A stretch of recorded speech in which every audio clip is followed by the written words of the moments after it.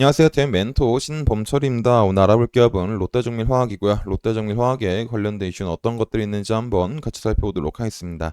일단 롯데정밀화학 중에서 강점이 있는 제품을 보게 된다면 바로 ECH가 있다라는 거죠. 그리고 특히 ECH 같은 경우는 국내 점유율을 80% 이상 차지할 정도로 강점이 있는 사업 분야다라는 겁니다.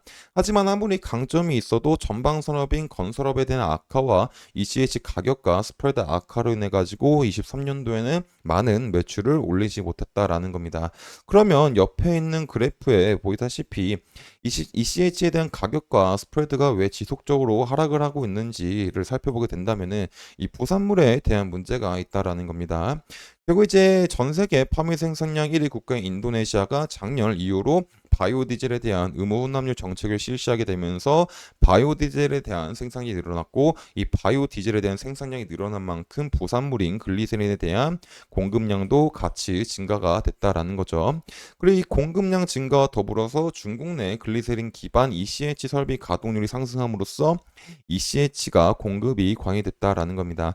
하지만 ECH가 이미 공급이 관이 상태인데도 중국은 지속적으로 설비 가동을 시켰고 또 인도네시아 같은 경우는 바이오 디젤에 대한 의무 혼합 비율을 지속적으로 확대하고 있는 상황이기 때문에 24년에도 ECH에 대한 가격과 스프레드가 많이 하락을 했다라는 겁니다. 하지만 이 ECH에 대한 가격과 스프레드가 하락을 하더라도 어느 정도 전방 산업이 버텨만 주게 된다면은 일정 부분들을 상쇄할 수 있긴 하지만은 23년도에는 업황이 좋지 않았다라는 거죠. 하지만 최근에는 이제 조금은 살아날 수 있을까라는 기대감이 나온 기사가 있었습니다.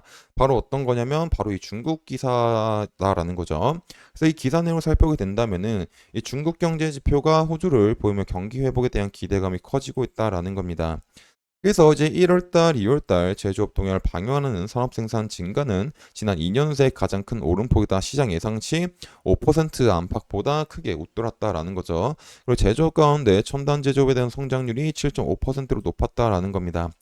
그래서 중국 같은 경우가 1, 2월 달 제조업 분야에서 어느 정도 성장이 일어났기 때문에 이제 이 부동산 시장도 조금은 괜찮아지지 않을까 라고 기대해 볼 수도 있을 것 같습니다. 하지만 이 기대감과 다르게 이 부동산 개발 투자율에서는 9.0% 감소했다라는 거죠. 그리고 이제 ECH 같은 경우는 이 건설업 쪽에서 많이 쓰이고 롯데 정밀화학도 이 중국에 대한 부동산 어떤 회복을 기다리고 있을 텐데 이제 부동산 쪽에서는 9% 감소했기 때문에 이제 24년도 1분기에도 이 중국 부동산 쪽에서는 기대하기가 살짝 힘들 수가 있다라는 겁니다. 그리고 이 중국이 이 부동산에 대한 경기를 살리기 위해서 작년에 1조 위안을 투입할 거다라고 보도를 했었지만은 지금 당장 어떤 대규모 부양책을 내놓을 가능성은 조금 적기 때문에 이 부근에서 이제 회복이 나오기 전까지는 어느 정도 시간이 걸릴 수 있는 점을 생각해 봐야 될 것 같습니다. 그래서 이런 부분들은 제가 지속적으로 확인을 해서 여러분들한테 알려드릴 예정이다 보니까 롯데정밀화학에 관심 있으신 분들은 제 영상을 시청해 주시면 감사하겠습니다. 그리고 이제 또 하나 주력 상품을 보게 된다면 이 암모니아가 있다라는 거죠. 이 암모니아 같은 경우는 이제 롯데정밀화학이 유통량이 약 연간 90만 톤으로 동북아시아에서 29%, 국내에서는 66%에 대한 점유율을 보유하고 있는 역내 1위 암모니아 트레이딩 업체다라는 겁니다. 그래서 롯데정밀화학은 이 암모니아 가격이 뛰었을 때 급등에 대한 최대 수혜주로도 평가를 받았다라는 거죠. 하지만 이 암모니아 같은 경우 가격이 22년도 상반기쯤에 고점을 찍고 중간중간에 반등이 오긴 했지만은 계속 하락을 하고 있는 추세다라는 겁니다. 그럼 왜 암모니아 가격이 하락을 하고 있을까라고 보게 된다면은 이 천연가스와 관련이 있다라는 거죠. 왜 천연가스와 관계가 있냐라고 보게 된다면은 결국 이 암모니아를 만들 때 이 천연가스에 질소를 넣으면은 이 암모니아가 생산이 된다라는 겁니다.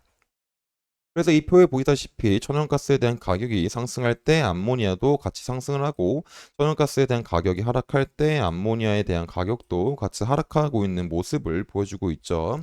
근데 이제 24년도 천연가스에 대한 가격은 조금 상승을 해도 어떤 상승폭이 크지 않을 거다라고 생각해 볼 수 있을 것 같습니다. 그럼 왜 상승폭이 크지 않을까라고 살펴보게 된다면은 결국에 천연가스를 어디에 많이 쓰이냐라고 하면은 이제 난방 부근에 많이 쓰일 텐데 최근에 온난화로 인해서 한파가 물론 있긴 했었지만은 이 북미 지역에서 평년 대비 높은 온도를 기록했기 때문에 이 난방에 대한 천연가스 소비가 굉장히 제한적이었고 또 유럽 쪽에 대한 천연가스 재고 부담도 문제가 된다라는 겁니다. 이 유럽 쪽에 대한 최근 천연가스 5개년 평균치를 보게 된다면 61% 정도 되는데 최근에는 73% 정도의 수준으로서 이 재고에 대한 문제가 있다라는 거죠. 그래서 종합을 하자면 이 천연가스는 이 온난화로 인한 한파가 덜해가지고 북미 지역에서 소비가 줄어들게 됐고 또 유럽 지역의 재고 문제로 인해 가지고 천연가스에 대한 상승폭은 조금 제한적이다. 이 제한적으로 인해 가지고 이 암모니아 가격이 24년도 상반기까지는 지속적으로 하락을 할 수 있다라는 거죠. 그래서 이 암모니아 역대 1위 트레이딩 업체인 롯데정밀학이 이 암모니아 톤당 판가 하락으로 인해 가지고 24년도 상반기까지는 이제 매출액적으로 많이 올리지 못할 수가 있다라고 볼 수 있을 것 같습니다. 하지만 이 암모니아 같은 경우는 최근에 수소에 대한 에너지 원으로 인해 가지고 수소 이제 운반 캐리어로서 많이 사용되고 있는 추세이기 때문에 이 암모니아 가격은 천연가스가 하락을 해도 어느 정도 변동은 할 수 있다라고 이제 예상을 해볼 수 있을 것 같습니다. 그래서 이제 실제로 이 암모니아 가격이 이제 천연가스 가격처럼 지속적으로 하락을 할지 아니면 천연가스가 하락을 해도 암모니아는 조금 더 반등을 할지 말지 같이 지켜봐야 될 것 같습니다. 그리고 이런 부분들은 제가 지속적으로 확인을 해서 여러분들한테 알려드리도록 하겠습니다. 그래서 롯데정밀화학에 대한 주가를 한번 같이 살펴보도록 하겠습니다. 일단 롯데정밀화학에 대한 주가는 사실 그렇게 크게 볼 거는 없을 것 같습니다. 이제 지속적으로 가격이 63,000원 부근에서 이제 46,350원까지 빠졌고 중간에 반등이 한번 왔긴 했지만은 이때의 반등은 이제 롯데 정밀화학에 대한 자체적인 이슈보다는 코리안 디스카운트로 인한 저PBR 이슈 그리고 중국 쪽에서 이제 증시 안정기금을 통해 가지고 석유화 업계가 조금 살아나지 않을까라는 기대감으로 조금 반등했었다라고 보시면 될 것 같습니다. 하지만 이런 기대감들이 뭐 크지 않았다라는 거죠. 그래서 지속적으로 다시 저점 부근까지 빠졌고 지금도 다시 상승을 해주고 있진 하지만은 이 상승폭이 조금 미미하다라는 겁니다. 그래서 지금 당장 얘가 상승하더라도 이 단기 매물대인 이제 5만 원 부근과 60평선이 있기 때문에 이런 부근에서는 눌림이 나올 수가 있다라는 거죠.